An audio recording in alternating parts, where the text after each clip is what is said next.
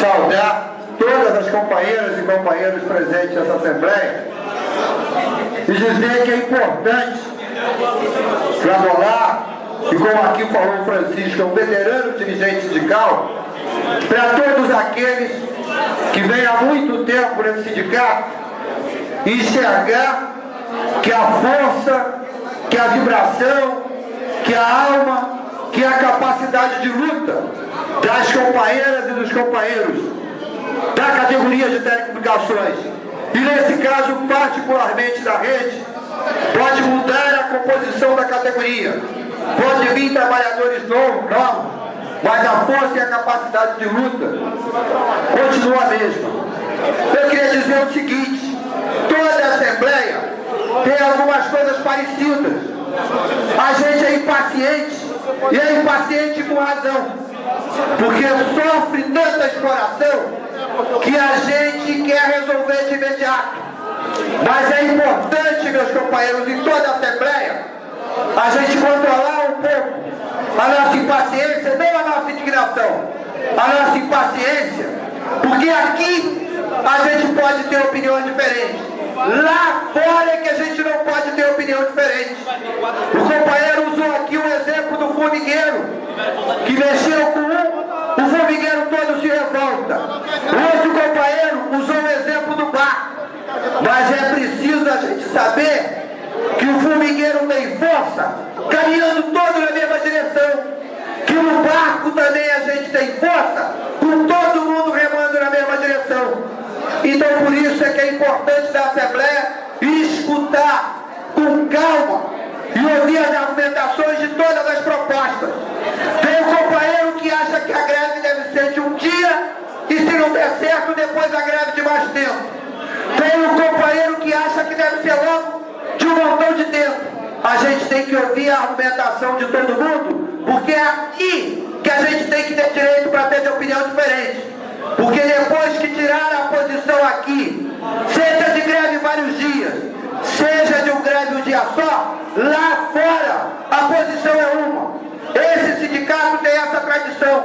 Aqui se defende as várias posições e a posição que for a vencedora passa a ser a posição de todo mundo.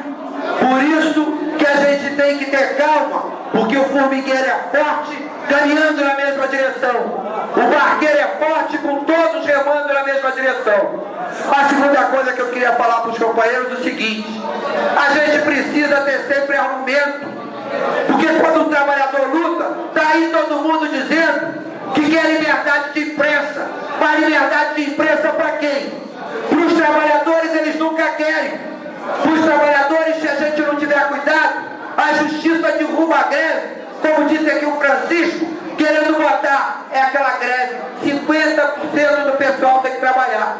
Então a gente tem que ter calma, analisar todas as propostas e ver os argumentos. Eu queria colocar mais 2 argumentos para os companheiros. Queria pedir, inclusive, os companheiros que estão lá atrás, para a gente tentar fazer uma reunião só. Ei, companheirada. Qual meu companheiro? Companheiros aí de trás. É rapidinho. Mas olha só, hoje saiu um dado do IBGE dizendo qual é o salário médio do trabalhador brasileiro. Sabe qual é o salário médio? É só olhar o jornal amanhã. R$ 1.472. Esse é um argumento importante, porque quando a categoria pede aqui de piso geral R$ 665, de piso para OSC 750, de piso para cabista 950, nós temos que dizer que a gente está exigindo o mínimo e ainda moderado, porque o salário médio do trabalhador brasileiro, segundo o IBGE, é R$ 1.472.